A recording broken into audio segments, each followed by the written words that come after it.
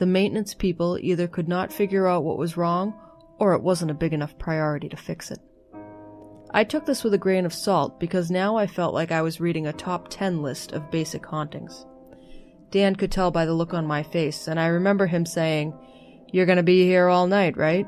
You'll see." Around 1 a.m. in our 16th hour of filming, it was pretty quiet in the hotel. Most of the bustle of the day had died down, and my nausea of going up and down in the elevator had settled. As I'm half asleep standing up, the elevator jumps to life and starts ascending. The 13th button lit. I was too confused to recognize it at first, but when the doors opened, I realized where I was. Just like Dan said, it opened into an empty hallway with a doorless room facing me. It was hard to see with the only light coming from inside the elevator. I was able to make out some trashed furniture and what looked like blackened scarring around the walls. I immediately started pressing the other buttons, and it took a good 30 seconds for the doors to finally close and for the elevator to start moving again. As you can imagine, those 30 seconds felt like forever, and I was worried that I was going to be stuck there.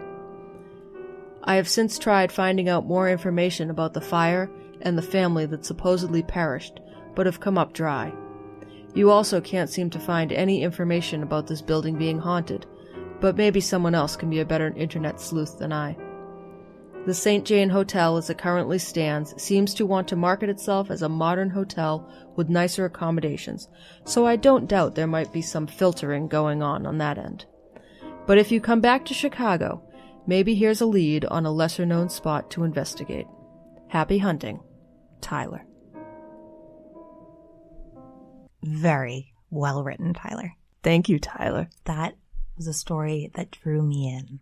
I liked it. Was it? I thought it was good writing. It had a lot of drama. He builds up in that story as it goes. Very well written. And a great story. Mm-hmm. I like it. So it opens up on a dark 13th floor when no one's called the elevator to that floor. Yeah, I'm pretty sure I would be pretty terrified. 1 o'clock in the morning, staring into this broken, burned-looking hallway. That's true. And he brings up another good point, which just because something is not on the internet does not mean it's not haunted. This is true, too. Because remember when we got that question about haunted covered bridges in New Hampshire? Mm-hmm. And we were like, not that we could find, but probably. Right. Yeah.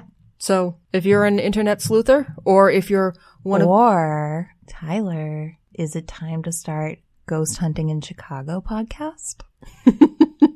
Is that what needs to happen? You need to bring these stories to the people. Yeah. Yeah. And that's a good first-hand account. That's a great one. That's really good. But what I was actually going to say was, if there's anybody out here who's like old school research, who has the time to go to old libraries and look through old records and stuff like that, that would be a really interesting thing to find out. Do you think they would have had that in old records? Of course. Yeah? Why wouldn't they? Well, old records are, a lot of times, they're just people's diaries, and people wouldn't have been censoring that out of their own diaries. That's so scary. If I die, don't publish my diary. Well, it's not getting published. I don't even have a diary.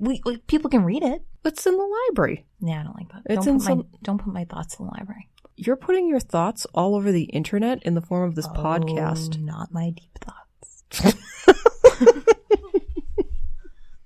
Not the extra eccentric ones. All right, next story. Here we go. I think those of us that know you and listen to the podcast can probably make some educated guesses. Well, we don't need to prove them. All right, here we go. Hello, ghost hunters of New England. This is the Machinist, and this is how I talk. You might also know me as Normal Mike on Instagram. So I'm leaving the sanctuary of Satan's Kingdom and heading down to the purportedly haunted Eunice Williams covered bridge here in Greenfield. You heard about this bridge on a previous episode of the Ghost Hunting in New England podcast, and I am here on location. So for those who don't know who Eunice Williams is, Eunice Williams was killed at the site where the bridge stands now, back in 1704. What happened was, during a raid of Deerfield in February of the year, her and her family were taken captive and were being marched up to Canada. She was still very weak at the time from giving birth, and she collapsed in the Green River. And because of so, she was dispatched quickly with a tomahawk. The indigenous people who were marching about to Canada were under strict orders to kill any of the captives who were unable to make the journey. And normally her tale would end there, but it doesn't. Locals have claimed to have seen her ghost. Bum, bum, bum.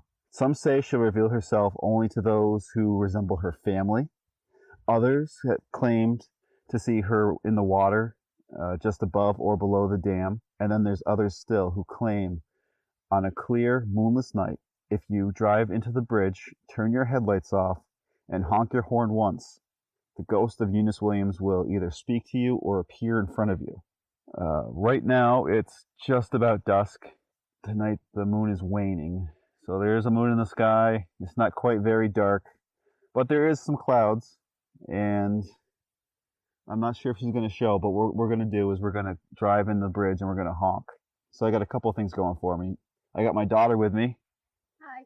And Eunice Williams is actually a blood relative. She's my great-grandmother's mother was a Williams, and so she's like a crazy aunt. So you know how unpredictable crazy aunts are. So let's go to the honk. Let's go to the bridge now and honk. Dude. Nothing better happened. I'm sure nothing will happen. We're in the bridge. The headlights are off. We're going to honk once. And let's see if anything happens. Uni? Uh-oh. Car coming.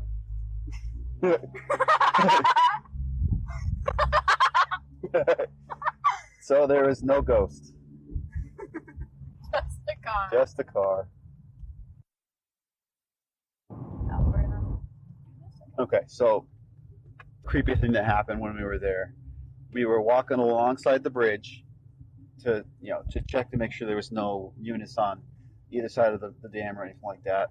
And then what happened? We walked back to the car, and the tree that we were walking past, just like a branch of it just collapsed. And I was like, ooh, we're about to have some problems, because I thought it was a person. It sounded huge. It sounded like it was either a bear who is dying or a human being who just fell out of a tree. And the 50-50 I thought was, we're almost about to get killed from this human who thinks they're playing a game. Like, for example, in Riverdale. Or they're dead, and they're dead. Okay, but we survived. Yeah, obviously. That was awesome! I'm sorry, I don't mean to shout. That was incredible. We don't play favorites on Drive-By Ghostings. No, definitely not. Definitely not. We definitely don't. But that was, I would say, pretty awesome. That was pretty awesome! That was, if you all want to do stuff like that, please do it all the time. Take your kids, anyone.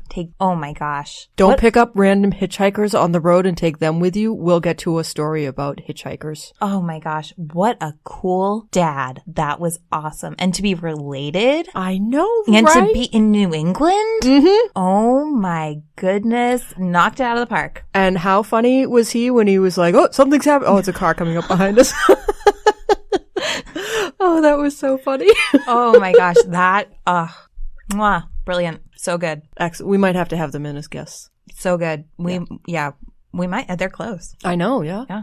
I mean, it's Greenfield, 2 hours from here? Oh my God. We need to go to that bridge with them because they're the blood relatives. It says that sometimes she only shows herself to blood relatives. Oh my gosh. Anyway, so Mike and daughter, what are you doing maybe like next weekend? Next weekend? Yeah. We're around.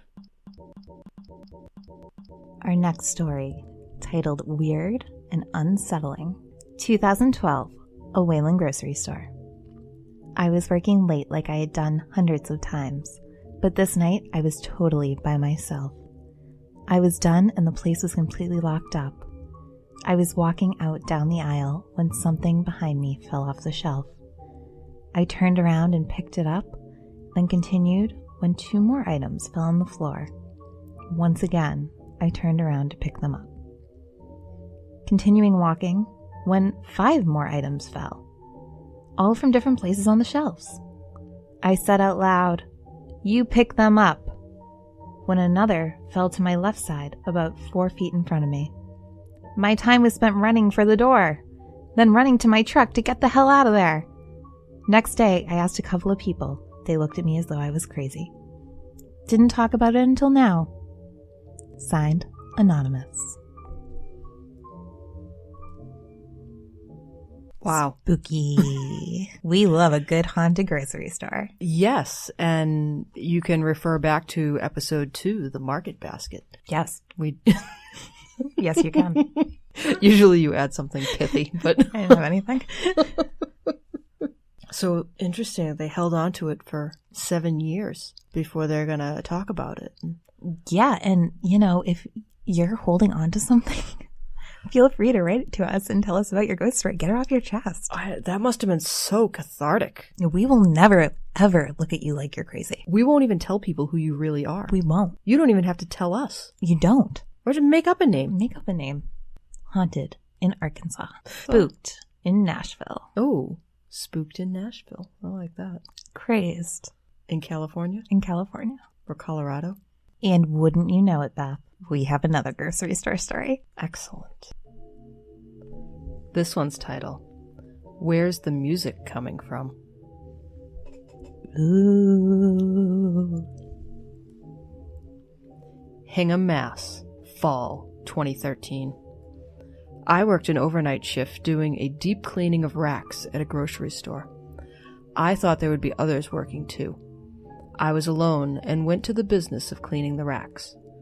For some reason, the music that plays over the speakers was off, which didn't bother me because I found most of the music painful to listen to. About 3 hours into the cleaning, I heard a piano off in the south tower of the store playing. At first it didn't really register, but when I went to investigate, it stopped. I went back to work and it started again. I walked fast over to where it was coming from, again it stopped. While walking back to my task a second time, I felt a cold feeling, but a positive feeling at the same time. I heard the music again and continued working, trying to make out the song. Never did, and asked the people in the morning who sometimes work an overnight if they ever heard the piano playing. They said no. I wasn't afraid, just startled, and I never heard the music again. Spooky. What is it about grocery stores? I don't know. They're big. They are big. So you could, I don't know. But it's not like a lot of people have lived in grocery stores. And I mean, typically, I think that we're going on the theory that a spirit is somehow attached to a location or an item. Or, yeah. So what is going on in these grocery stores that is causing some sort of spirit to show up? Have I ever told you what my absolute favorite pastime is? Possibly. Going grocery shopping. I would haunt a grocery store. I love it. I do. I love it. I also love grocery shopping, but I don't think I would haunt the grocery store.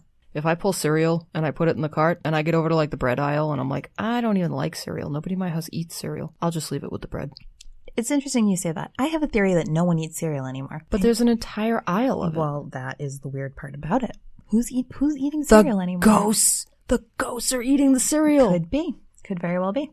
And we have all these haunted grocery store stories. And I would be curious, that first grocery store story that we heard, what were the items that were falling off the shelves?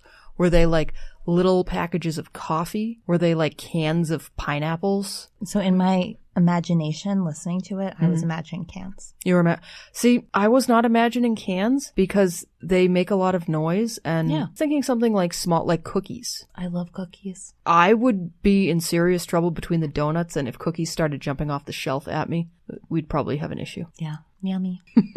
Okay, next story. So this next story comes to us from our good friends over in India. Beth, do you want to tell us a little bit about what we're going to hear in this one? I do. Because it is from India and the speaker does have a heavy accent, I just want to kind of fill in a couple of the things, kind of front load you with some information going in here. The first is that this is going on in 2017 in Calcutta, India. There are some objects moving and some chairs moving around, and the speaker here talks about using his spirit box, his EVP recorder, and his K2 meter. Also, he sprinkles powder on the floor to see if there are any footsteps that go through. Yes, he does. So then the client that he's going and meeting with is concerned that they're having some hallucinations. So he's going to talk a little bit about that as well. But I just wanted to put that out there in case you're having any sort of difficulty understanding him. Your other option, of course, is to always back it up and listen to it